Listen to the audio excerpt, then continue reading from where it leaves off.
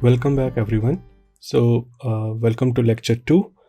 So, in last class, we have seen that how symmetry actually plays an important role in mathematical functions in helping us solve some of the integrals. Like, we took one example where we can see how symmetry in mathematical functions could actually help us integrals.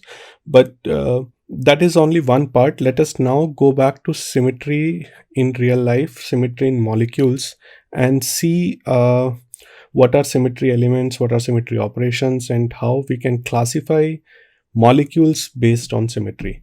Okay, so let's start with lecture 2, and we will be looking at in more details what is symmetry about. So we are all aware of symmetry, right? As we discussed in the introduction lecture, that we see flowers around us. There is some sense of symmetry when we see flowers, right? Then let's say we are hanging a photo frame on a wall. So we always want it to be perfectly horizontal. So we have some sense of symmetry, that it looks beautiful when there is symmetry around, right? So we already are aware of concept of symmetry. It's just that we have to identify the concept of symmetry with respect to molecules around us, in small molecules, big molecules, and so on, right? So in this course particularly, we will be looking at symmetry in molecules, and then we'll try to understand what are symmetry elements, uh, what are symmetry operations. So we'll be defining these terms today, and then on the basis of symmetry elements and symmetry operations, can we classify molecules and group them and then correlate it with physical properties. So that part will come later. So let's look at symmetry elements and symmetry operations. Okay, so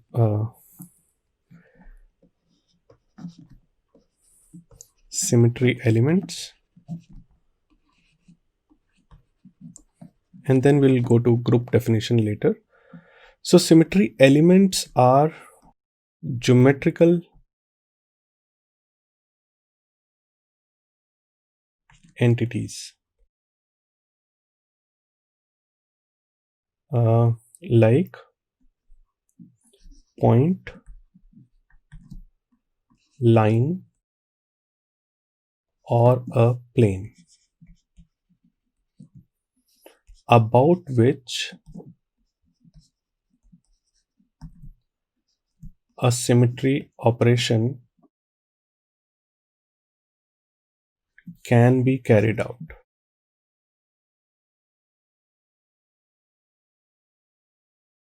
So you can see, while defining symmetry elements, we also have to invoke the term symmetry operation, right? So you cannot define symmetry element without symmetry operation. So when you are defining symmetry element, symmetry operation term comes, and similarly when you are defining symmetry operation, symmetry element will come. So let's say if we are defining now symmetry operation.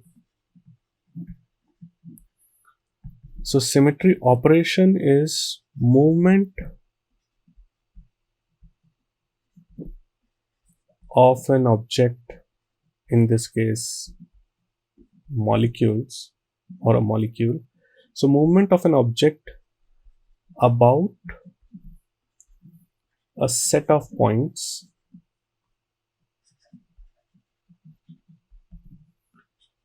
which remain unmoved, resulting into a equivalent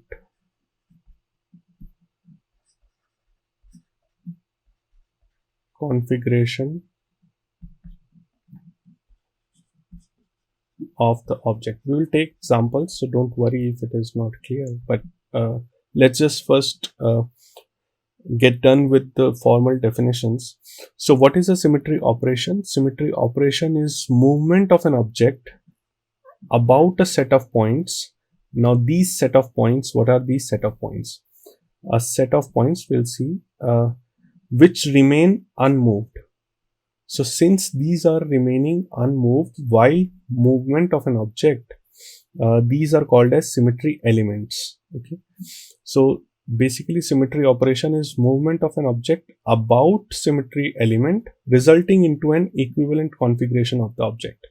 So again, so symmetry operation when you're defining, so symmetry element is coming in the definition. So both of the terms are related and you cannot define one without the other. So we will always be talking symmetry elements and symmetry operations together. Okay, so let's look at some more examples.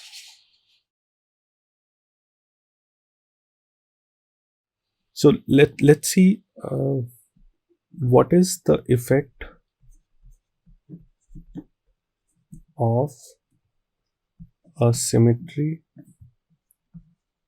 operation. What is the effect? So you can probably think about it now. To take the object into an equivalent configuration, right? And each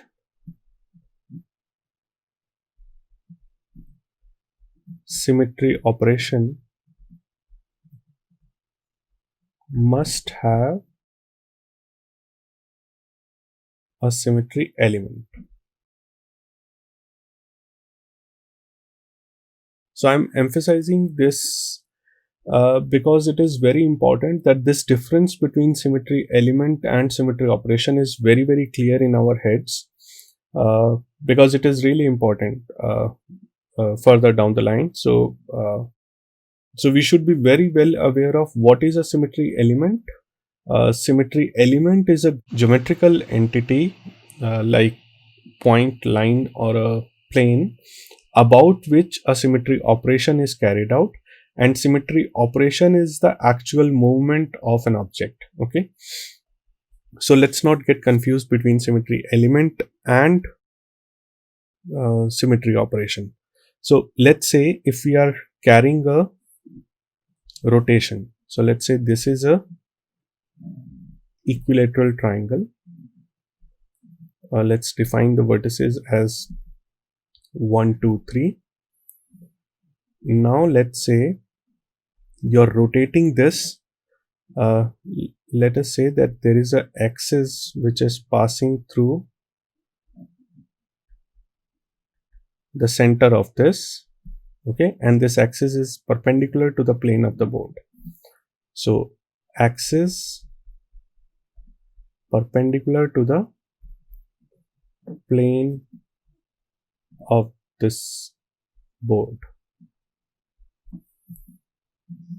Now you do a rotation about this axis and rotate it by let's say 120 degrees. Okay, and all the rotations in this class will be anti-clockwise. So you rotate it by anti-clockwise 120 degree. What do you get? This 1 goes to this position, 3 goes to 2. So you have 3 here and 2 here.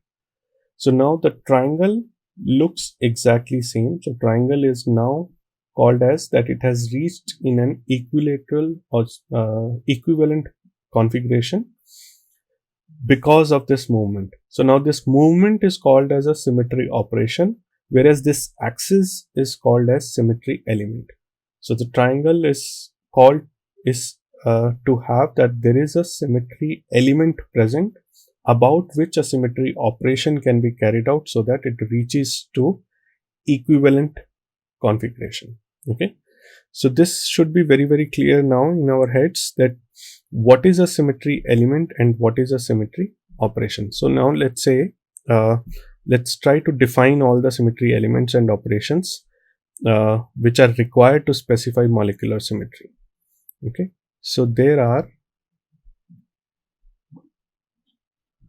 5 different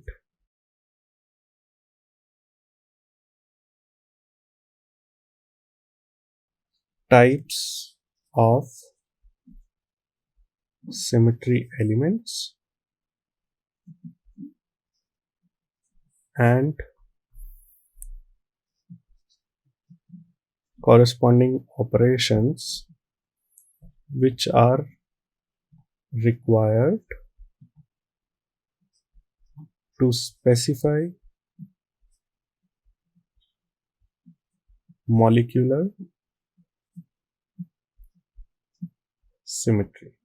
Okay, so let's look at this one by one. Let's go to let's make a table or a symmetry element, then corresponding symmetry operation,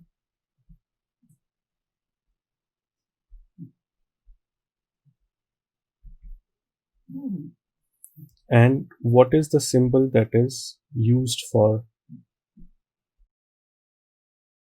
the corresponding symmetry operation or the element. Okay, so the first one is called as identity. So symmetry element, will again discuss this in more details. Let me first list it down. So first symmetry element is called as identity. The corresponding symmetry operation is no movement. So you do not move the molecule in this case. So if you do not move, the molecule will always be in equivalent position to itself, right? So we call this, and the symbol corresponding to this is E, capital E, uppercase E. So identity operation and identity symmetry element. Now let's look at the second one. Second is plane of symmetry. The corresponding symmetry operation, yes, you have guessed it right, it's reflection through the plane.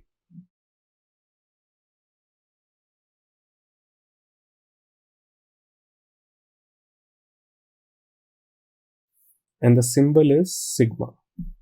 And there are 3 types of planes. One is sigma V, sigma D, and sigma H. We will see in details. This is called as vertical plane of symmetry, dihedral plane of symmetry, and horizontal plane of symmetry. Third is center of symmetry. Center of symmetry. In some books, you will also see it as center of inversion or inversion center. They all mean the same thing. The corresponding operation is inversion of all points, or you can say atoms because we are dealing with molecules, through the center.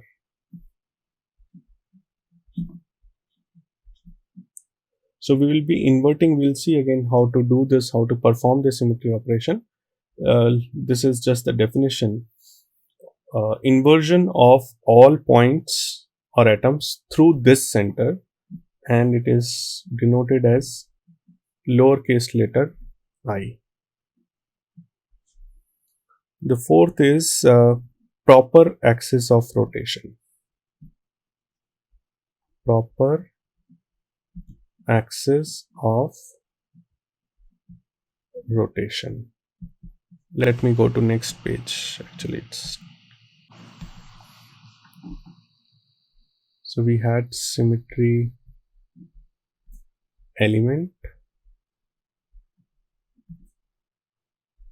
symmetry operation and the corresponding symbol, right? And we were looking at proper axis of rotation. Now the corresponding operation is one or more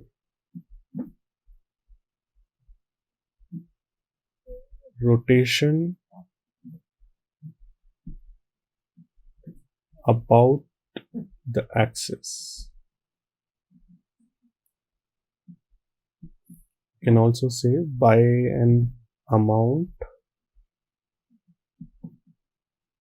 m into 2 pi by n. So we'll see what is m, what is n in more details. And the typical symbols are Cn to the power m. Okay. So n is this n 2 pi by n, and this m goes over here. Okay. This n goes over here. So if something is, there is a proper axis of rotation, then there also has to be a improper axis.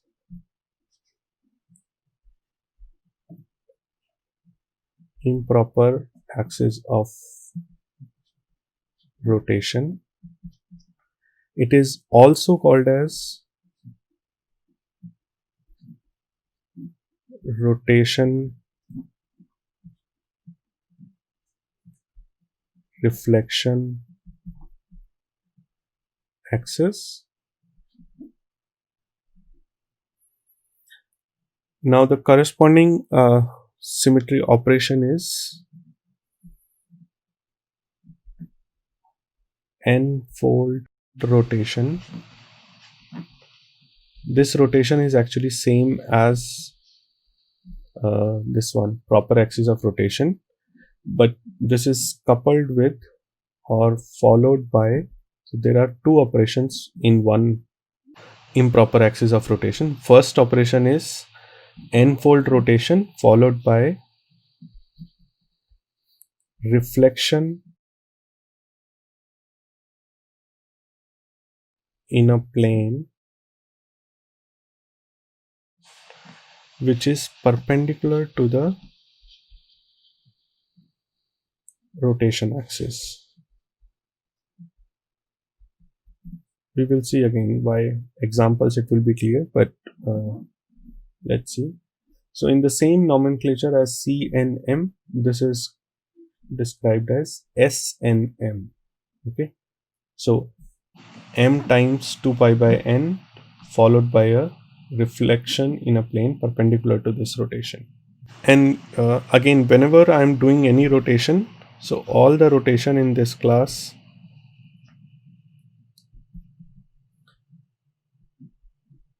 will be anti-clockwise. So it really does not matter, but you have to follow one convention throughout so that you do not make mistakes. So if you are following clockwise rotations, you can follow clockwise rotation. There is no harm in that. You will get the same answers. Your intermediary steps may have different configurations, but the ultimate answer to any given problem would be same.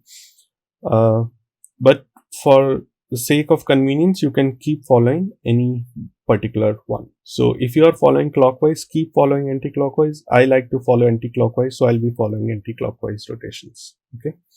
So now let us look at each of the symmetry element and symmetry operations one by one. Okay. So let's start with E identity.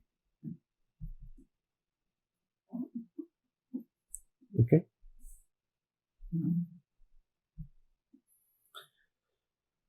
So as you know, the identity, we have said that corresponding operation is there is no movement of the molecule. So the identity operation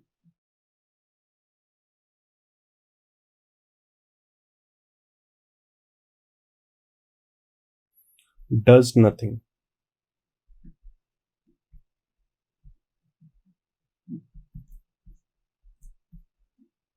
to the molecule. You'll say why it is required. Then if you don't actually do anything, then why do we have it? We'll see the importance. uh, so the corresponding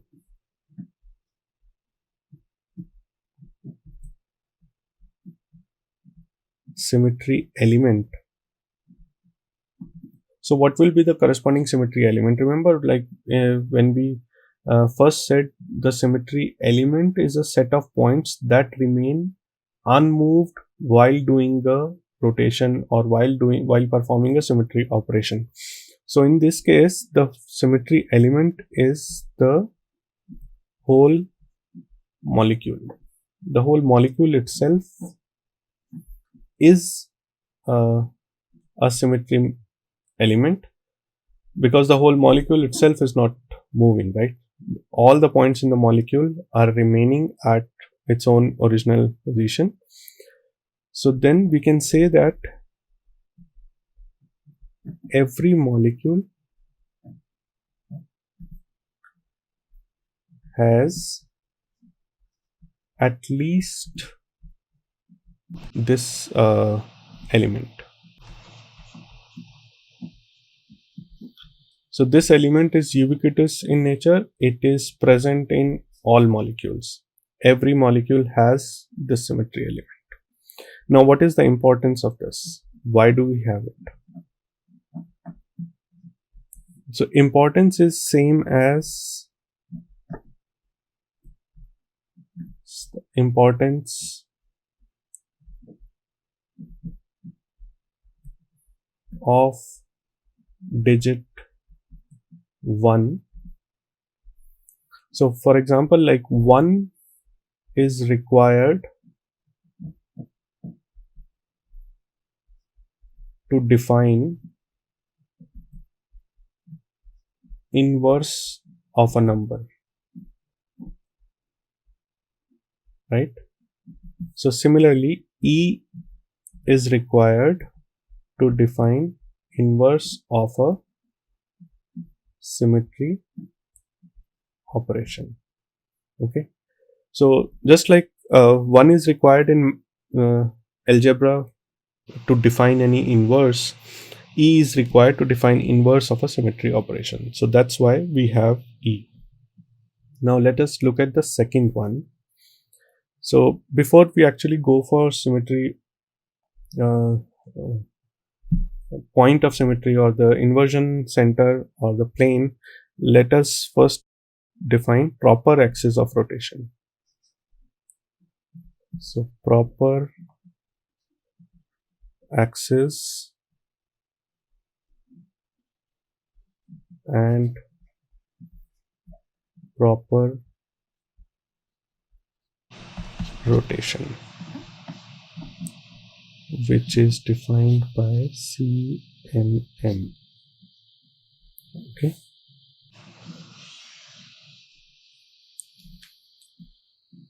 Now if we rotate, we have seen an example of rotation by rotating an equilateral triangle, but let's look at the actual molecules. Rotate a molecule by 2 pi by n, or you can say 360 degrees by n, and if the rotation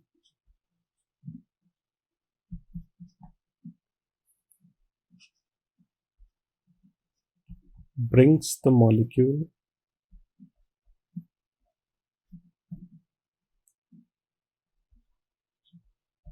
into an equivalent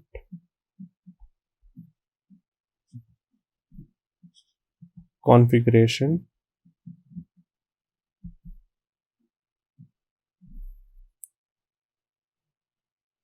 or some books you will say position, then we can say Cn exists. Okay.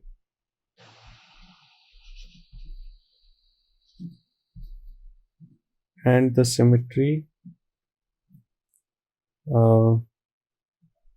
element is called as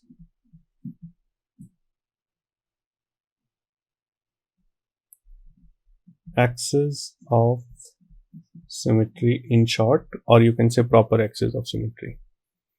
So for example,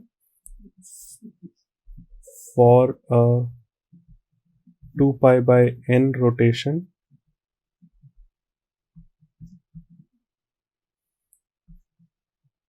there is a n-fold axis of symmetry. So if the rotation is, let's say if we say that there is a C2 axis, this would imply that the rotation is, yes, you guessed it right, 180 degrees, right? 2 pi by n, so 2 pi by 2 is 180 degree. If there is a C3 axis present, the rotation is, tell me, 120 degrees, right? So let us now take an example. Let's say draw a right-handed coordinate system x, y, z. Now let me draw water molecule. So while drawing water molecule, I will place oxygen at origin, and then the two protons or two hydrogens in YZ plane. Okay, so the angle is the standard water angle, and this is the YZ plane, is the plane of the board. X is coming out of the plane. This is how I'm going to draw all my coordinates all the time. Okay, now if I'm carrying out, and then let's label, okay, or let me color one H differently so that we can differentiate the two hydrogens. So now let's say if I now do a C2 which is along Z axis. So I'm taking this axis over here, this axis, and the rotation is like this, anti-clockwise. And if, because it is C2, so the rotation will be of 180 degree. Okay, so now how the molecule would look like. So let's draw the molecule. So O will remain at its own position, right? Now what happens to the two hydrogens? The blue hydrogen will come at this point, and the red hydrogen will come at this point, right? But the whole molecule as such is equivalent to this molecule, right? So we can say that C2Z exists. Now let's take another example. Let's say if we do XYZ rotation, C2Z rotation on the coordinate system itself. Okay, so let's move the whole coordinate system with respect to C2Z axis. What do you get? Minus x. Now x goes to, if I'm doing this flipping, the x will move towards minus x, right? So x goes to minus x, the y will go to minus y, right? So if you see this, the y will go to minus y, x will go to minus x, z remains where it was. So x becomes minus x, y becomes minus y, z remains as z. Okay, so z did not change. So because it is C2Z, so z axis remains at its own position, because z axis is collinear with C2 axis. So the C2 axis, as we defined, because it is a symmetry element, C2 axis will not change its position. So anything which is lying about on C2 axis, for example, the oxygen was lying on the C2 axis, so oxygen itself would not change. Similarly here, Z axis would not change here. So X will go to minus X, Y will go to minus Y, and Z will remain here. So let us stop here, and we will see more examples of proper axis of rotation in next class, so that it is very clear in our heads that how a symmetry axis or how a proper axis of rotation actually works. All right. Thank you.